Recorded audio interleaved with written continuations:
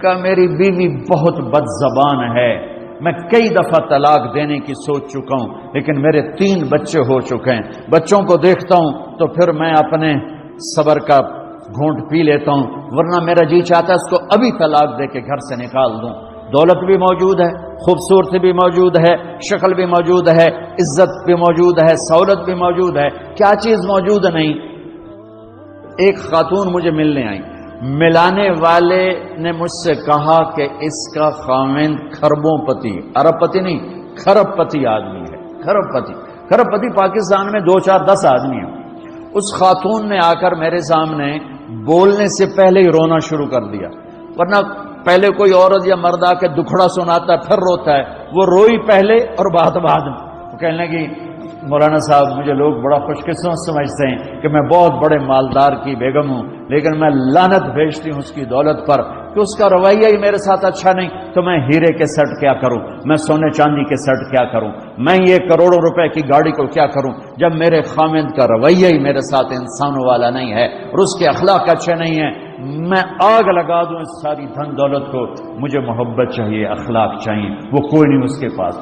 چند دن بعد دوسرا واقعہ سنا، ایک نوجوان بڑا خوبصورت، وہ بھی اسی طرح لیکن اتنا مالدار، کافی مالدار، وہ آ کے میرے پاس بیٹھ کے رونے لگا، مولانا صاحب اب میں کیا کروں، میری زندگی برباد ہو گئی، میرا اتنا عالی شان گھر ہے، اتنی اچھی میری کمائی ہے، آمدنی ہے، لیکن میں کیا کروں، یہ اسی کے الفاظ بتانے لگا ہوں۔ میری بیوی کی زبان 20 فٹ لمبی ہے، میں کہا رکھ دی کتنے 20 فٹ چاہتے، میں کہا بچوں 19 فٹ کٹ دے شاید کچھ کم بن جائے۔ کہ میری بیوی بہت بد زبان ہے، میں کئی دفعہ طلاق دینے کی سوچ چکا ہوں، لیکن میرے 3 بچے ہو چکے ہیں، بچوں کو دیکھتا ہوں تو پھر میں اپنے صبر کا گھونٹ پی لیتا ہوں، ورنہ میرا جی چاہتا ہے اس کو ابھی طلاق دے کے گھر سے نکال دوں۔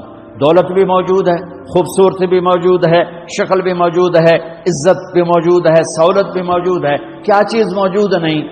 اخلاق موجود نہیں، حسن سلوک موجود نہیں، پیار محبت موجود نہیں۔ اب اپنے گھروں میں اگر خوشی دیکھنا چاہتے ہیں، ہر رشتے کو اگر آپ آباد کرنا چاہتے ہیں تو میرے نبی والی محبت دینا سیکھیں، میرے نبی والی محبت دینا سیکھیں، اپنے بچوں کو بھی، اپنی اولاد کو بھی، اپنے بہن بھائیوں کو، اپنے ماں باپ کو، ساس بہو کو، بہو ساس کو، سسر بہو کو، بہو سسر کو، بھائی بھائی کو، بہن بہن کو، اللہ کے واسطے برداشت کرنا سیکھو۔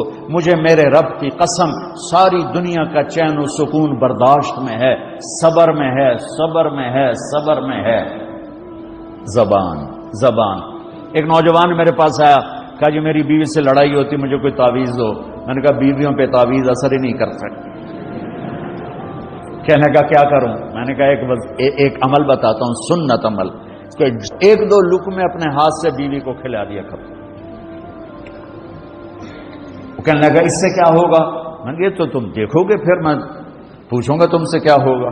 میں نے کہا یہ سنت عمل ہے، اس سے محبت بڑھے گی۔ کوئی 8-10 دن گزرے تو اس کا فون ویسے آ گیا حال احوال پوچھنے میرا، تو مجھے اپنی بات یاد آ گئی۔ میں نے کہا میری بات پہ عمل کیا تھا؟ کہنے لگا نہیں۔ میں نے کہا کیوں؟ کہنے لگا شرم آتی۔ میں نے کہا لڑتے ہوئے شرم نہیں آتی؟ کبھی کوئی کمزور سے بھی لڑتا، عورت تو بیچاری کمزور ہے۔ چلو یہاں کی عورتیں طاقتور ہیں، سنا ہے کہ بڑی شیرنیاں ہیں اور ان کے خامد سارے بکری یہ شیر ہیں، الٹا ہی کام ہے، یہاں عورتیں شیر ہے، خامد بکریاں ہیں۔ چلو بھائی تم مہربانی کر کے اپنے خامدوں کو عزت دو، اور ان سے کہتا اپنی بیویوں کو عزت دو، محبت سے رہو۔ تو میں نے کہا بے وقوف، کبھی کمزور کے ساتھ بھی کوئی لڑتا ہے، اس میں تمہیں شرم نہیں آتی؟ اور اس میں شرم آتی ہے سنت۔ میں نے کہا چل کر اور مجھے بتا۔ کوئی 2 گھنٹے بعد اس کا فون آیا کہ مولانا دوپہر کا کھانا تھا، میں نے اپنی بیوی کے منہ میں لقمہ جو دیا نا تو اس کا منہ وہیں کھلا رہ گیا۔